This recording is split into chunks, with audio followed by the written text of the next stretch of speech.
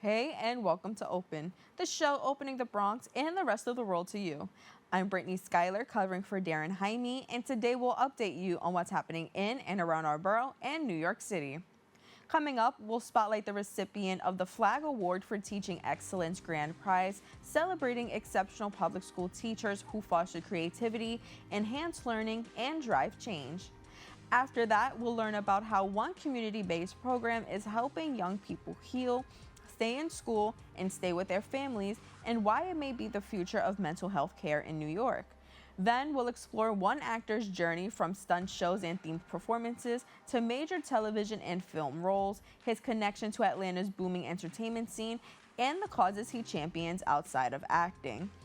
And we'll dive into the inspiration behind a thrilling new young adult fantasy series, exploring how real-world themes like mental health, perfectionism, and fear of the future are woven into a high-stakes fantasy setting. Finally, the U.S. Army is celebrating its 250th birthday. We'll take a closer look at the values of discipline, purpose, and family heritage that continue to shape its soldiers and what lies ahead for the next 250 years. So stay tuned. All this and much more is headed your way because we're now officially open.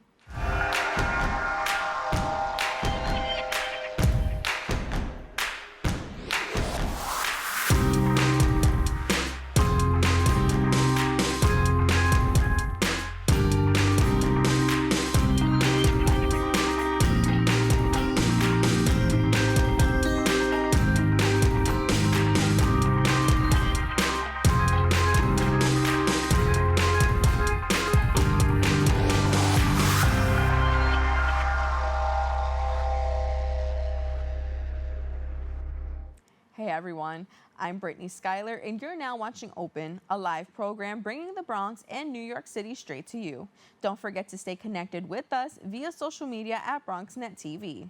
Some things have been going on throughout this past week. Let's take you through it with some Bronx updates.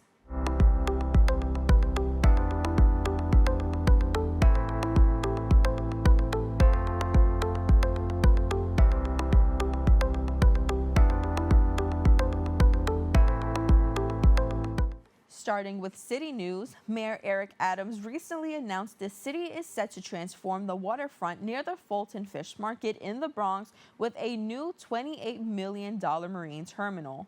The project will replace the vacant Vernon C. Bain Correctional Center barge on the East River with a port designed to move goods by barge instead of trucks. Officials say the terminal will create 400 construction jobs and 100 permanent positions, boosting the economy by nearly $4 billion over 30 years. It will link ports across the East Coast, including Brooklyn Marine Terminal, and reduce truck traffic by an estimated 9,000 trips a month, cutting congestion and pollution. The plan also includes improved waterfront access and green spaces, signaling a big change for the area's future. In other news, a Bronx book haven hosted a book launch event where visiting children and families learned about financial literacy. Our BronxNet reporter Chris Camella has more details.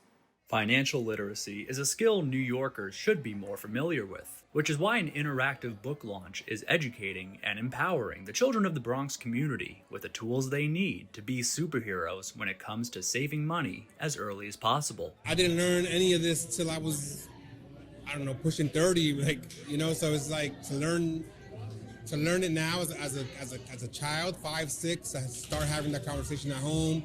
I think it'll just get them prepared and set up for a better future, right? Storyland, a Bronx book haven, hosts the launch for author Eileen Perez's latest children's book, You and Me, Financially Free, teaching the importance of financial literacy to young readers. Partnering with M&T Bank, the event features an innovative and interactive layout of activity tables designed to have visiting families and children earn imitation cash as they decide what to spend it on and the right time to spend it. This book is about financial literacy, so I think that it'll be really impactful if we take this book and we give it to the children of the community first. It's better to start when you're a child, you start the habits, and you continue on, and then you get to be successful in your finances as you get older. This fun and engaging way of teaching smart financial choices is part of Perez's passion for setting young minds on the path to financial freedom early on, granting them access to resources she says she and many like-minded adults wished were around when they were children. I knew that growing up there was a lot of talks about lack. And it was something that was impactful in my life because, you know, I had to go through the growing pains when it came to finances, learn credit, get in trouble with credit at times, figure out how I was going to fix it so that I can get to the place where I am today, being a proud homeowner with great credit. And now it's important for me to share that information with my children so that they can have a better start than I did. The book follows the protagonist Ashton, inspired by Perez's son, as he navigates the challenges of saving versus spending. Through tempting offers of toys and treats, readers discover the effects of long-term benefits over short-term gratification. Written in both English and Spanish, the book casts a wide net when it comes to introducing young readers to the concept. At this event, the real-life Ashton, rocking animal face paint, shares his financial aspirations and how he saved hundreds of dollars through recycling bottles he and his family collect. And then we take it to the store, and then we throw it in the basket, and then that's recycling, and then they get money. Storyland Executive Director Solma Arzu-Brown, an author herself and longtime colleague of Perez, says her mission is to create an interactive and nurturing space as the Bronx's first children's book lounge by fostering connections through a lifelong love of literature. The collaboration strengthening Storyland's role as a platform for local authors like Perez to share their work with the Bronx community and beyond. We're making sure that we make the dreams of independent authors come true because they're so impactful. And Eileen is a brilliant human being. She's been in the financial industry for years, and more importantly, she has a heart like no one else for this community, and she really does believe in empowering our kids, especially financially. Much like the amount they're saving, today's visiting families are highly invested with large interests of what it means to be a master with your own money. It's a holistic approach to how to grow our children, not just loving the books, but also making sure that the books are effective for their future and their growth. And we all need to learn how to manage money really early. On Exterior Street, Chris Cumella, BronxNet Community Television. Thanks, Chris. That's all for the Bronx Updates. We have to take a quick break, but we'll have more open when we return. We're going to start the show right now. This is my favorite part. Ready in 5, 4, 3, 2. Hey, this is Angel, and I am one of the instructors for the in-studio production. Here at BronxNet, we offer classes that can help you elevate, expand, and start your television career. All you have to do is sign up at bronxnet.org/education. For the past 7 years, I have been in various productions, spanning from talk shows, independent films, news reports, art displays, teachings, musical performances, and many more. Ain't that right, Angel? Yeah, you're absolutely right, Angel. There are a lot of creative individuals that we're just waiting to sign up for the class. And if I may, can I also express thank you, Angel. That's all the time we have left. Visit bronxnet.org/education and become a producer by taking the course. The class I offer is also in English, en español y también bilingüe. Nos vemos en la próxima clase. Welcome back. Across New York City, teachers work tirelessly to not only educate, but to uplift, empower, and inspire. One Bronx educator has done just that, earning national recognition for his extraordinary commitment to student success and educational equity. This year, he received the Flag Award for Teaching Excellence's Grand Prize, honoring his innovative, relationship-driven work both inside and outside the classroom and around the globe. Joining us now is the social studies teacher, International Community High School, Alhassan Susso, and co-president of the Flag Award for Teaching Excellence in Education, Laura Twersky. Good morning. Good morning. Thank you for having us. Yes, thank you. Thank you for joining us. So to start things off, Laura, can you provide an overview of the Flag Award for Teaching Excellence? What is its mission? Sure. Its mission is really just to recognize and celebrate incredible New York City public school educators. This is our 6th year. So each year we recognize one grand prize winner per borough. So Mr. Susso is the Bronx grand prize winner this year. And those teachers received $25,000 for their personal use and then another $10,000 for their schools. We also have a 6th prize that's just for an elementary school teacher, And that teacher can be from any borough. It just so happens this year that teacher is also from the Bronx. So we have two. But really, the main idea is to celebrate these incredible teachers who, as we know, teachers just often go unrecognized and underappreciated. Absolutely. Thank you for sharing that. And Mr. Suso, congratulations on being the recipient this year. Tell us, when you first got the news, what was your initial reaction? Again, thank you for having us. So I actually get the news in front of everybody. So Laura came in last week, Monday, at my school. And I'm so grateful that my family was able to attend, along with colleagues, students, and former students, to be part of the experience. Because, being recognized as an educator is not just a personal achievement. It's a community effort. I am where I am today due to the contributions of everybody in this building and my family, who day in and day out support me to be where I am. Absolutely. Now tell me, what was your family, your colleagues, and your students' reaction to you winning the award? I think it's just a deep sense of gratitude, because these are kids that I spend so much time with, and we work together. We work so hard together and collaborate with colleagues on so many initiatives. Because it was on Monday, and then that weekend, from that Wednesday to that Saturday, I was in Boston with about 50 students, along with 5 other colleagues, who spend 4 days working intensely to help our students as they prepare for life after high school. So when you get such recognition, it's more of a community recognition rather than an individual. That is how I look at it. So it's a deep sense of gratitude for everybody. Congratulations again. Now, Laura, can you tell us, how are the recipients of the award selected? And can you tell us about the nomination and evaluation process? Sure. It's a pretty lengthy process where teachers get nominated in the fall, and they cannot self-nominate, so someone has to nominate them. But it can be a colleague, it can be a principal, and we get many student nominations, which is really wonderful. And then they are notified, and they have to fill out an application. And from all those applications, we choose roughly 35 semifinalists. And then we go into a deeper dive where they have interviews, we speak to their principals, they fill out another application. And then we have an independent jury made up of prominent education people, philanthropists in New York City, and they make the final decision. That's amazing. So that means, Mr. Suso, you went through so many people who all agreed that you were this was your award this year. This was for you. And so tell us, as an immigrant from Gambia, teaching newly arrived immigrant students, how does your personal experience shape your approach to education and relationship building? Yeah, that's an excellent question, because I became a teacher solely to teach recent immigrants to the U.S. And the reason for that is my first year in college, I had a family tragedy where my 19-year-old sister passed away due to denial of visa to get the medical care that she needed here. And 8 hours after her death, the grandmother who raised all of us also passed away. So losing 2 of the most dearest people to me gave me a sense of purpose in terms of what I wanted to do with my life.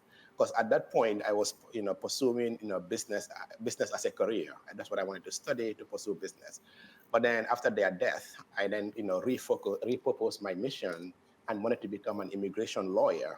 And then long story short, after taking the LSAT and putting the application together, while I was putting the application together, my pre-law advisor asked why I wanted to become a lawyer. So I explained to her my family situation, what happened, and she thought about it for a while and said, well, if that is your mission, to empower young immigrants, I'm not sure law school is the place for you. It's like, well, why is that? I said, well, think about it this way. By the time you defend those kids in the courtroom, one of two things would be happening. They would either be heading to jail, or they might be in the process of getting deported. Why don't you think about doing something that will ensure they will never even have to see the courtroom? After thinking about what that would look like, education became the obvious choice. Because as Nelson Mandela said, education is the weapon that one can use to transform the world. And for the past 13 years, I'm so glad that each and every day I get a chance to set these kids up for a successful future. That's amazing. Thank you for paying it forward. And now, one of your tasks or duties as a teacher is your Inspiring Teens Future program, or the morning class. It has been a transformative program in helping increase graduation rates from 31% to over 84%. So can you walk us through how this zero period started, and what do your students gain from that class? Yeah, so it started actually 10 years ago now. And it started as a result of me discovering during my second year of being in the 12th grade that only 28% of our students would be going to college that year. Mm-hmm. And out of that, 50% would drop out within a year based on our school's history. So I then spoke with our principal, said, well, what are we going to do about this? Because I became a teacher, as I said earlier, to ensure that young immigrants live a life in this country that my baby sister did not have. So those numbers were unacceptable to me. So after we discussed what the options would be, what I decided to do was to create something that will ensure whether they end up going to college or not, they have a path forward. So then I created this program called the Morning Class, or Inspiring Teens Future, which is built on 5 essential elements. First is mindset and emotional mastery, and then vision and goals for the future, developing interpersonal communication skills, leadership, and financial management. Why those 4 components? Because if you have the right attitude and mindset, very likely you'll be successful in life.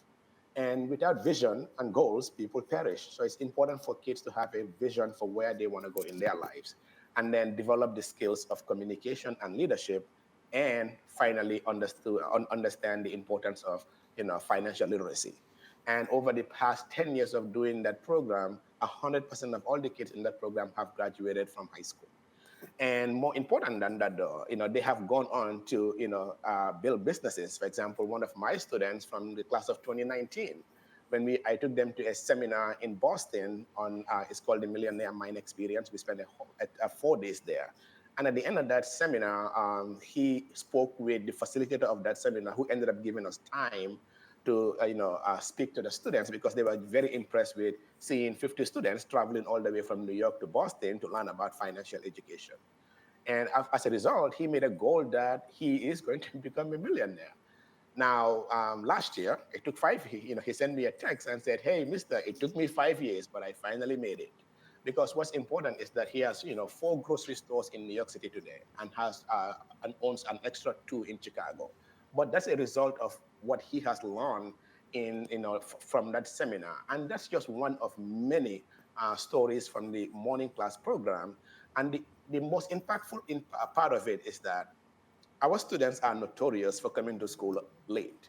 So this was one of the challenges when I presented the idea to my principal, that it was going to be a before school program. Mm-hmm. And he said, well, our kids are notorious for coming to school an hour late. What makes you think they're going to come in early? I said, I don't know, but I know one thing for sure. We all spend time where we see value. If these kids see value in this program, I am sure they will show up. And 10 years later, every year, about 70% of our graduating seniors enroll in the program. And if you come to our school, the days of the morning class, the kids are in the building before teachers. And that's a testament of the impact of the program. Absolutely. That's amazing. Mr. Susso, I want to congratulate you once again. And Laura, thank you so much for joining us this morning. Thank you so much for having us. Thank you for having us.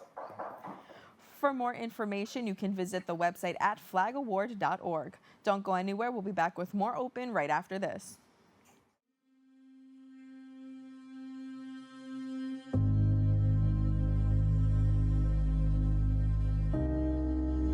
Only 57% of New York City high school students are college ready by their senior year.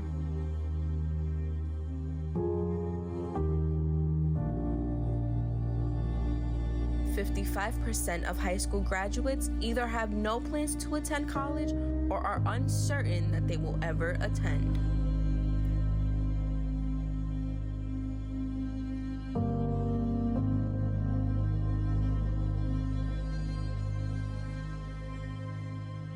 .34% of young adults don't go to college because they can't afford it.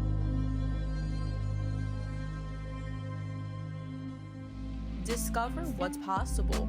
BronxNet's education programs, internships, and opportunities help engage and inspire Bronx youth and beyond to pursue their passions. Be a part of the BronxNet family. Whether you're interested in our shows, joining a class, or donating to support our mission, visit BronxNet.org to learn more.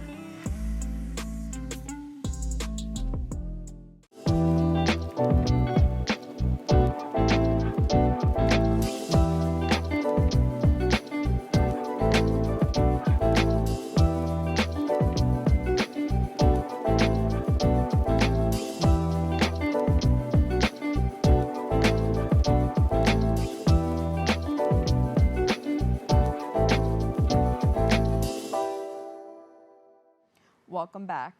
With more young people struggling to find the right mental health support, a bold new model is rewriting what care can look like and where it happens.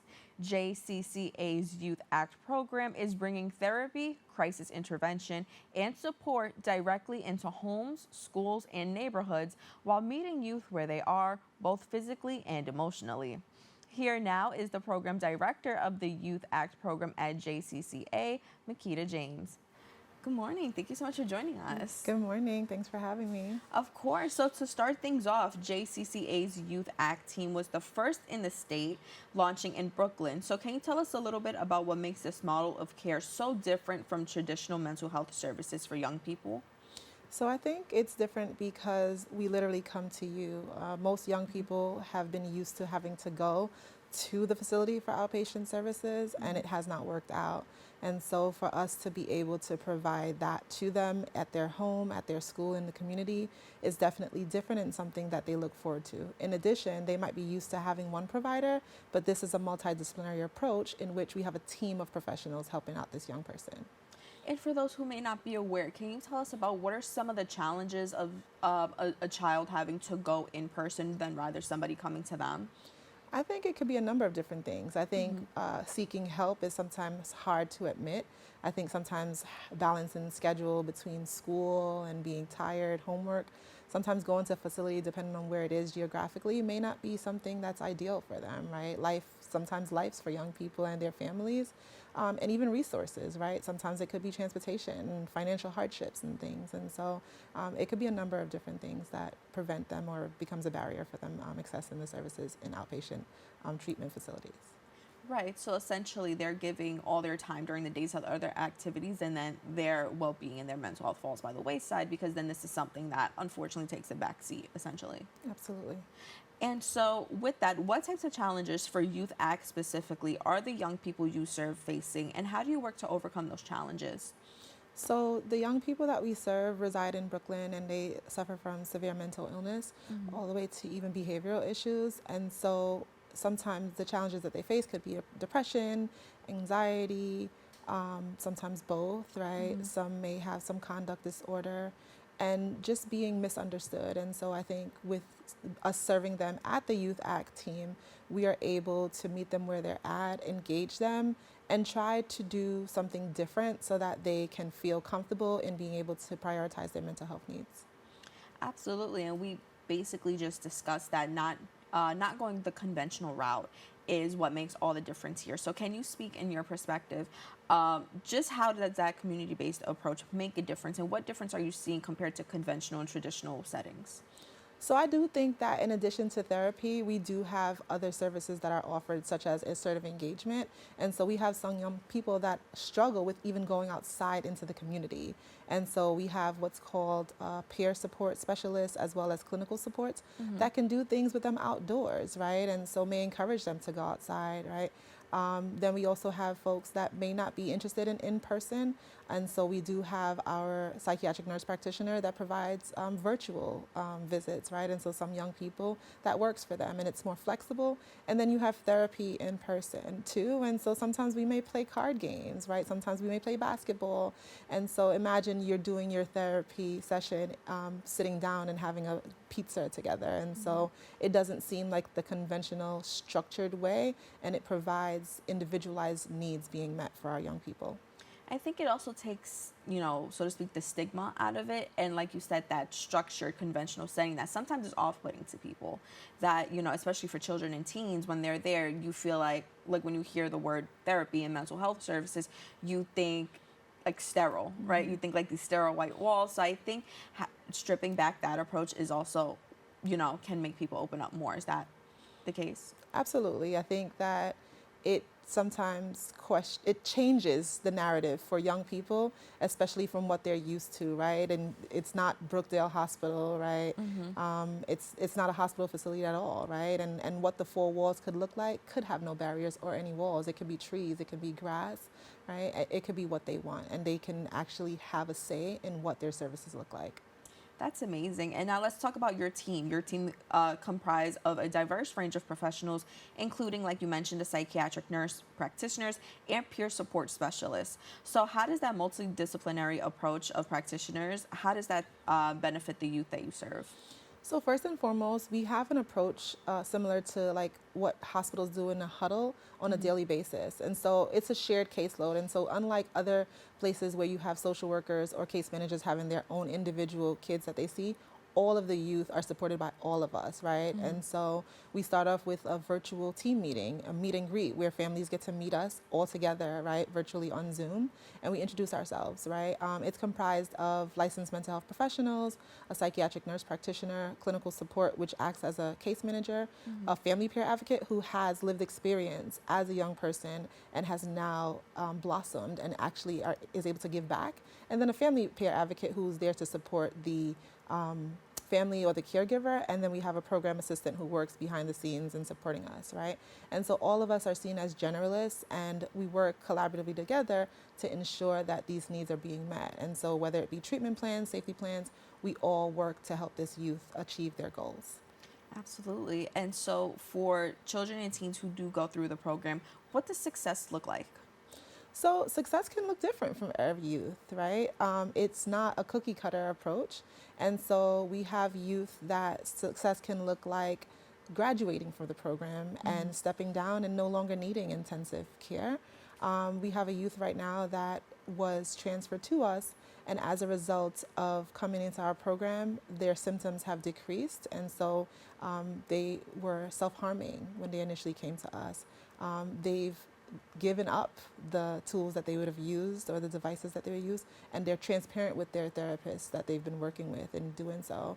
They were in a pre-adoptive home, and now they're being adopted, and they're going to move, and they've been reunited with their biological family member. And so that's what success can look like. Success can also look like enrollment in college for a kid that was struggling and couldn't even get out of bed. And so depression kind of being a real barrier for them, and being able to go outdoors, being able to socialize again and build connections through their engagement in the program. That's amazing. And we're coming up on 1 minute, but I just do want to mention that I feel the Youth Act program is a catalyst for change in the mental health field. So can you just tell me quickly in a nutshell, what are your hopes for the future of mental health care with youth? I just hope that the stigma can be eliminated and dismantled, and people can take their mental health seriously, so that we can have a brighter future, not only for young people, because they are the future, right? And so we want better young people so we can have even better adults. Absolutely. McQuita, thank you so much for joining us this morning. Thank you. For more information, you can visit their website at jccany.org. Don't go anywhere. We'll be back with more Open right after this. What's up, creative family? Discover your voice with BronxNet Community Media classes. Are you ready to bring your ideas to life? At BronxNet, we offer television production classes for community members ages 18 and over, empowering you to share your vision with the world. Get certified in field production, in-studio production, and our new exciting addition, podcast production. Once certified, you can create your own show to air on one of our 6 TV channels.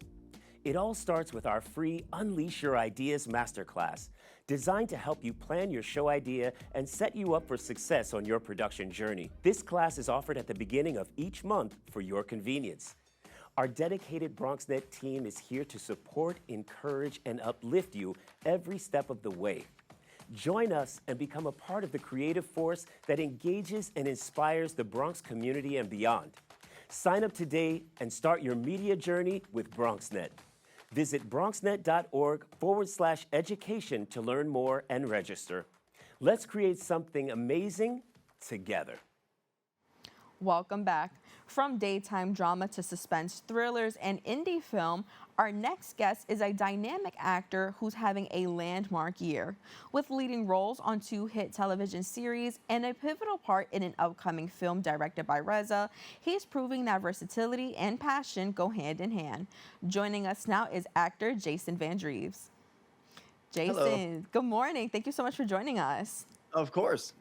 So to start things off, when I read your bio, I learned that you got your SAG card with a role on my favorite show ever, Gossip Girl. So I just have to ask you really quick, first and foremost, what was the role?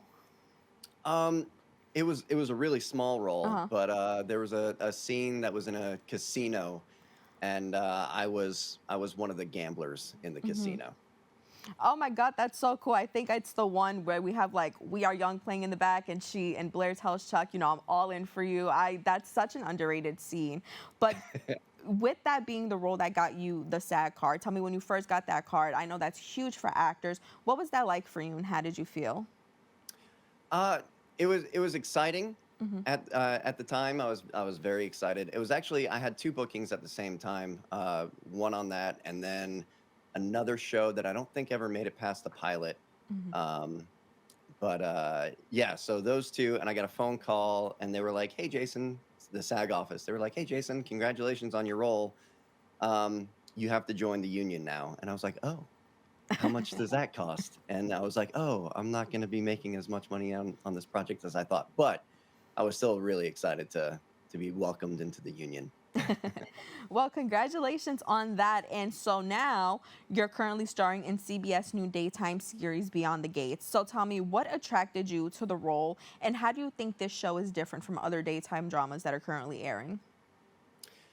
Uh, I play a lot of officers or like military type roles, and this role was very different from those. So that's initially what attracted me to playing Kenny. And I think Beyond the Gates is the first new daytime drama I think in 25 years. So it doesn't have a whole legacy that it's trying to build off of. So it's new, it's fresh, and there's a lot of modern ideas and elements that go into the storytelling.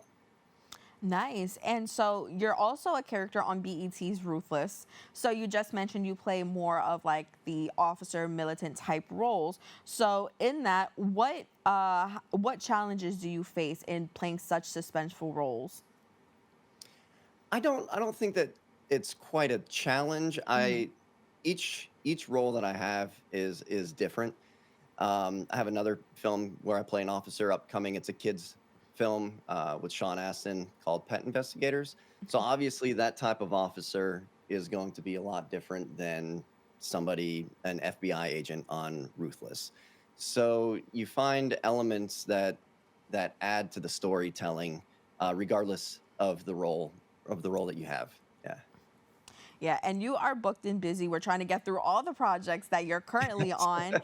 And another one is called One Spoon of Chocolate. It's an exciting upcoming film directed by Reza. So can you tell us about the role, about the film, and your experience working with the cast?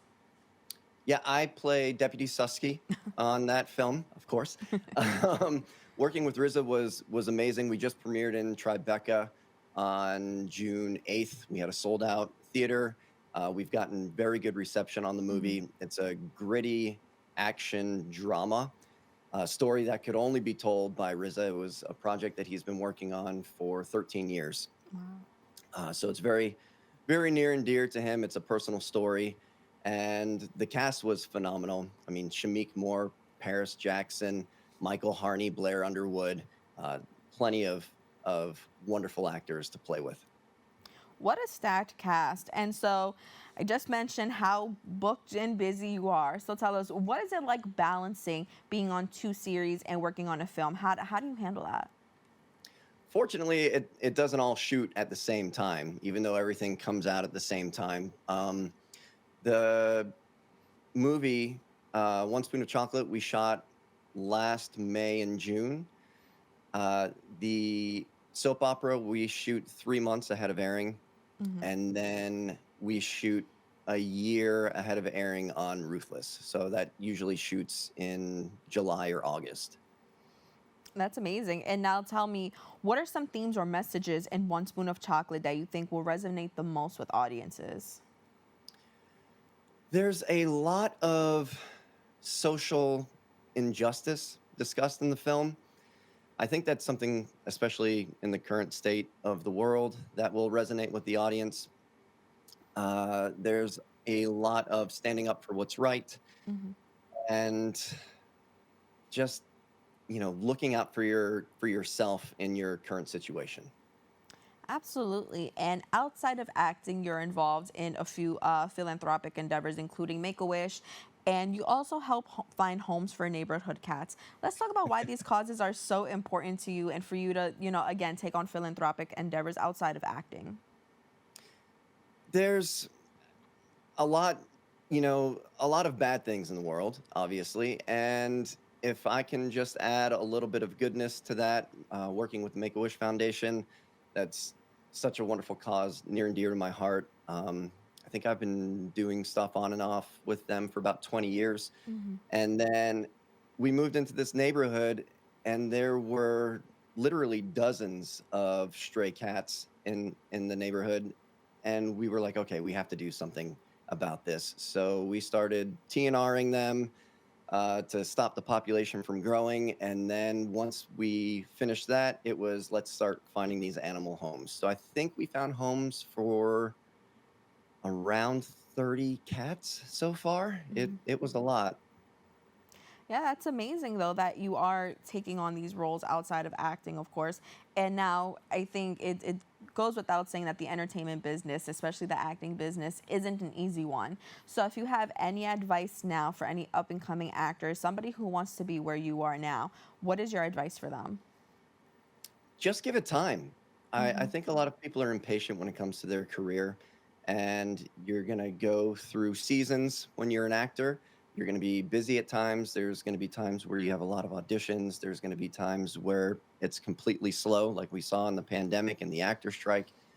There is no timeline. There is no formula for you to follow. You have to go at your own pace, choose your own path, and everybody's route's going to look different. Amazing. Jason, thank you so much for sitting down with us this morning. Thank you so much for having me. It was a blast. For more information, you can visit his social media at Vendryes. Don't go anywhere. We'll be back with more Open right after this.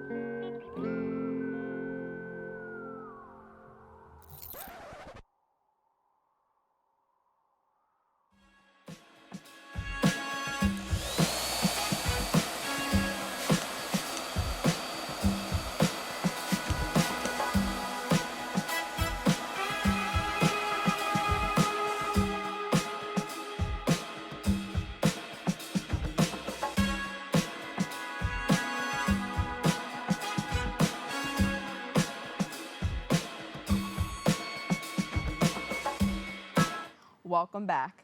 Two siblings, one anxious, one overachieving, sounds like my whole life, neither ready for the war that's coming. In a thrilling new young adult fantasy series, the War of Mortal Blood readers are plunged into a hidden kingdom where blood isn't just vital, it's powerful. Here to discuss more is author Harold Hodge Jr. Harold, thank you so much for joining us this morning. Thank you. Thank you for having me. Of course. I'm so excited to talk about this. I'm a huge reader, and I love a good book, so I'm so excited to speak about this one. Before we even kick things off, show the readers the book. This cover is beautiful. Thank you so much. Yes, The War of Mortal Blood, now available. Awesome. So tell me, what sparked the idea for the Mortal Blood series, and how has this world been living in your imagination? So the story actually began very similar to the way the book begins. My family went on a trip to Europe when I was like 15, and we got horribly lost. We were in the car for such a long time, and I have several younger siblings. So we didn't have phones at the time, so I was entertaining them. So I started making up this story just to like pass the time. And as hours went on of us being lost, I got pretty far in this story, and I was like, okay, I kind of like what I made up there, and started to write it down.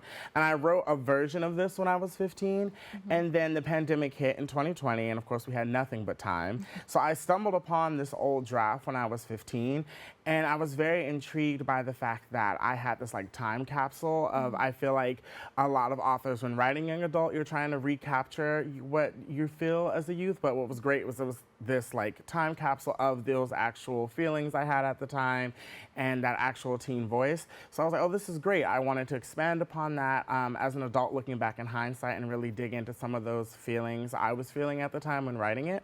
So yeah, that was really the inspiration, being in Europe, seeing all these grand castles, making up the story for my siblings, and it really took off from there.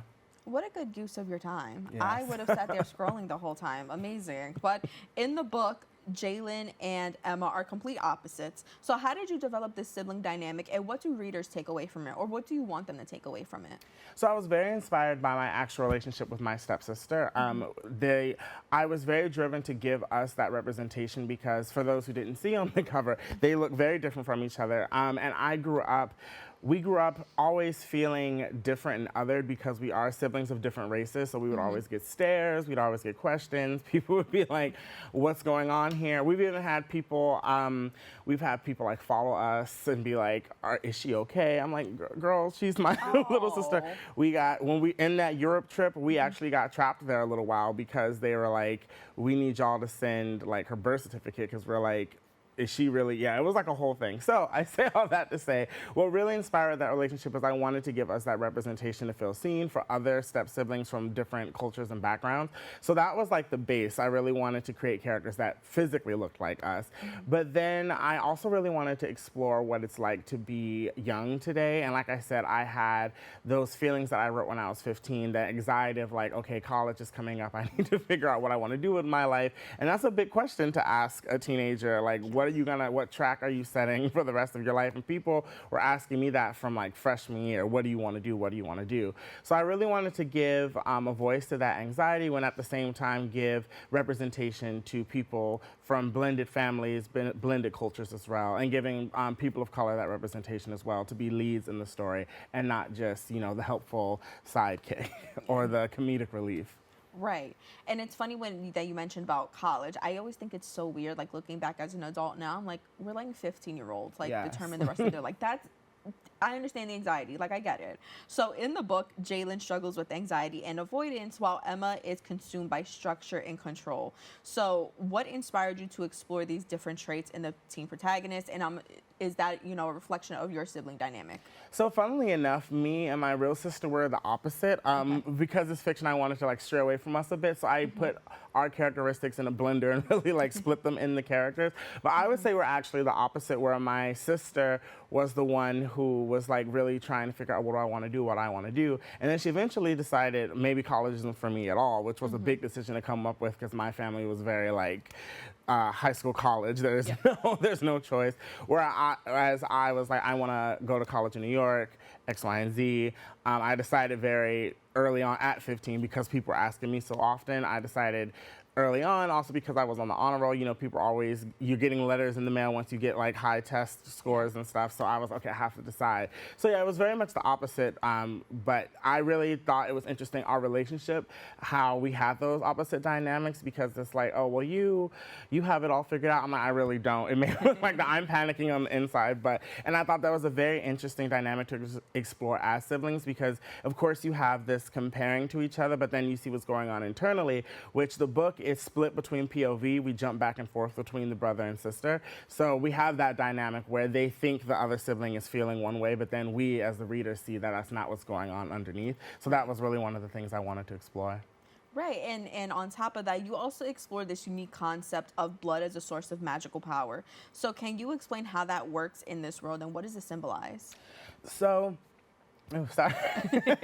So the way it works in the world is that if you are any type of magical being mixed with mortal blood, that it strengthens the power. And it's something, so in this world, mortals who are basically normal humans are not allowed to have children with magical beings. And of course, some family secrets are unveiled, which reveals that they are these children of mixed blood and mixed lineage. And as far as what that symbolizes, having grown up again in mixed cultures, and I also grew up abroad as a military kid, this idea of just culture and blood and what comes with your culture and the power and your heritage and your history was something that was very important to me, which was very explored in this very heightened way. But yeah, that was really what it came down to, this just idea of culture and what the power in your history and the power in what courses through your veins. Yeah, absolutely. And now the book touches on the topics that we mentioned, so like mental health, anxiety, perfectionism. Now, while the book is a fantasy world, tell me, why did you feel the need to intertwine these very real world problems, so to speak, into this world?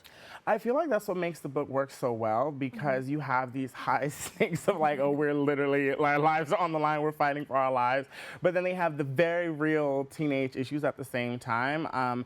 Emma is dealing with her anxiety. She has a therapist, and she's constantly now having to use what the therapist taught her when she's having panic attacks, because people are like literally shooting magic at her. So it's like heightens everything. So it just works so well together for me as a writer, because it heightens all the stakes. Dealing with coming of age and dealing with your identity, of course, it's going to be heightened when you're like, oh, not only am I, growing as a teenager, but now I'm finding out I have magical power. So everything is heightened, especially with mental health as well.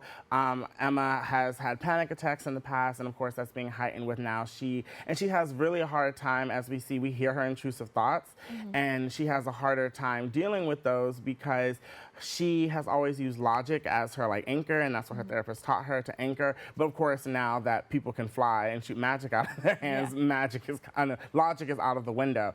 So yeah, it just felt like putting things in this fantasy world, it made all the stakes higher for all these characters, with dealing with their mental health, also dealing with themselves, also really finding their way back together as a family, because they find out so much secrets have been buried. So yeah, I felt that it really raised the stakes, even with just their normal teenage problems. Of course, they have like their love interest that they find, and of course that stakes are higher there when your love interest may not live. So it's a lot going on, and I feel like a war just raises those stakes, A lot going on, but this sounds like such a fun young adult novel. So with that, Harold, I want to thank you so much for joining us this morning. Thank you for having me. Absolutely. So for more information, you can visit their Instagram at Mortal Blood Series. We have more open. Don't go anywhere. 19.7% of Bronxites currently experience food insecurity. Meanwhile, instead of these nice, colorful foods, this is the best food that they have access to. If this sounds like you, there are a bunch of resources to get healthy food for free or cheap. If you want to help, you might consider donating or volunteering in one of these places. Community fridges like this one are all over the city, and allow New Yorkers to conveniently donate extra food to people who might need it. Go to this link and find your nearest one. Food banks and pop-up events like these provide millions of healthy meals to families in need. These organizations are distributing meals to Bronxites as we speak, and are always accepting donations and volunteers. Welcome back. This June marks a major milestone for one of the oldest institutions in American history, the 250th birthday of the United States Army. With the theme of This Will Defend, the Army is honoring centuries of tradition while celebrating the soldiers who continue to carry its legacy into the future. Here to discuss more is the U.S. Army Infantry Officer, First Lieutenant Nathan Mapes. First Lieutenant, thank you so much for joining us this morning. Hi, thanks for having me. Pleasure to be here. Absolutely. So to start things off, tell us about the Army's 250th birthday. That's a crazy milestone. And tell us, what does it mean to you? Certainly. You know, every time June rolls around as an Army soldier, it's a lot of fun for us to be able to celebrate the Army's birthday. This year, it's extra special for us as we commemorate 2.5 centuries of legacy of service. And so we're really excited to be able to kind of portray the history, the lineage, and the traditions of the American soldier this week, and especially Saturday. Absolutely. And now the theme this year is This Will Defend. So tell me, what does that phrase mean to you personally? Certainly. Absolutely. Yeah, it's an old Army motto. This will defend. Essentially, for me, it boils down to, you know, what we do as soldiers, taking an oath to defend the Constitution and serve our country. So we're really happy to be hammering home on that sort of message leading into this birthday. Thank you for sharing that. And now tell us, are there any particular celebration events going on? Certainly, yeah. Saturday, the day of the Army birthday, is going to be our big poll. We're going to be celebrating with a parade here in Washington, D.C. So you'll see elements from the Army's Old Guard, the 3rd Infantry Regiment, which I'm a part of. And you also see elements from throughout the Army, other units coming in, displaying our troops and also some of our equipment that we work with. And we're really looking forward to kind of showcasing a little bit of what we do and also our history and traditions with the American people. Thank you once again for sharing that. And I'd like to talk about the fact that the Army is older than the nation itself. So how does that history influence your sense of purpose? Certainly. Absolutely. You know, 250 years, the American soldiers defended their country. I think, you know, every day as a modern soldier, getting up and getting to put on this uniform like so many of us do, we're really paying honor and respect to those that paved the way and came before us. So I've certainly getting up in the morning. I have never had to question, you know, my why or what my sense of purpose is. It's really a special thing for us to be a part of. Absolutely. And First Lieutenant, you know, your family had a long history of service, but I'd like to talk about your experience and your path to the Army to the Old Guard. Certainly, absolutely. You know, I'm a pretty young guy myself, but I did have the privilege to get to know both of my grandfathers, served in the Second World War. I always found them as an inspiration for me. And so I went to school on an Army ROTC scholarship and did some initial training down at Fort Benning in Georgia, and then had a stint over in Texas at Fort Cavazos with the 1st Cavalry Division before coming up here to the Old Guard. And I've gotten to do a lot of really cool and special things here. I've served in the Commander-in-Chief's Guard, which is a colonial era-inspired unit modeled after President Washington, at the time General Washington's personal bodyguard. And so that was wearing early 1780s attire with a musket and the tricorn hat. And now I've had the pleasure to be able to be a part of a lot of the planning process and execution leading up to this Saturday as we celebrate our 250th birthday. That's amazing. And now let's talk about just the training and the discipline that it takes to become an Old Guard. Can you tell people who may not know, for our viewers who may be unsure, just tell us about what that's like? Absolutely, yeah. You know, it's really a distinct and unique mission set being here in the 3rd Infantry Regiment, really kind of showcasing the Army's excellence to not only the nation but the world. And so our training regimen is rigorous. It's the expectations here for soldiers and officers alike are very high, and we're really excited to be able to showcase that to the American people. Absolutely. And let's talk about why is it important for today's soldiers, in your perspective, to continue upholding the Army's 250 years of tradition. Yeah, absolutely. You know, as the world's evolved and our threats have evolved, your Army works vigilantly to be able to meet those threats. And the American soldiers that serve today really serve in the honor and in the traditions of those who came before him. So it's really special for us to be a part of. We're proud of what we do, and we're really looking forward to this celebration. Absolutely. And now, when it comes to, I'd say that family support in that village that you have, you know, my father is a veteran himself, but he served long before I was born. But can you tell us the importance of family support helping soldiers like yourself stay mission ready? Certainly, yeah. You know, it's a tough proposition sometimes, you know, to pack up and leave everything you've ever known. But it's an incredible feeling, you know, going back home. Especially when you're on leave or something, and the way people look at you, they're just proud of you and what you do, and it's a great feeling. I'm honored to be a part of this. Yeah, absolutely. It's that one thing that you think about while in those hard moments is all the people back at home that are supporting you. And so, what would you say to a member of our audience who's interested in being part of the Army's next 250 years? Absolutely. Yeah. You know, a career in the Army can be an incredible adventure. You know, if you have a strong sense of purpose or you're looking for a sense of purpose, you know, I think you could find that in the Army. You know, we have over 250 career options. And so if you head over to goarmy.com or check us out on Instagram or Facebook, just poke around a little bit. I guarantee you there's something there that might stick out to you and pique your interest. So I'd encourage, you know, any young person, if any of this sounds interesting, to head that way and check it out. And what would you want our young people and our young viewers to take away from the 250th celebration? Yeah, just knowing, you know, that the Army is committed to excellence and defending the country and meeting the challenges of the day. And I really hope that we're able to showcase that and portray that to the American people, and we gain their trust and confidence. Absolutely. And for those who aren't in D.C., but they want to maybe honor and celebrate in their own way, what are some ways they can do so? Yeah, absolutely. So the parade will be airing live, and you can tune in from throughout the country to be able to watch the festivities. So we're happy to say it's not just limited to those that decide to check it out in person.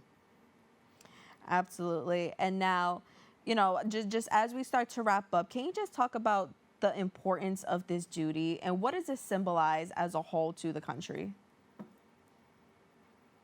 Absolutely, yeah. Like kind of how you had opened up at the beginning, you know, our nation is 249 years this year. It'll be 250 next year. Mm-hmm. And so the Army predates the nation. And so that motto that you talked about, this will defend, we're honored that, you know, for a quarter of a millennium, we've been able to uphold that.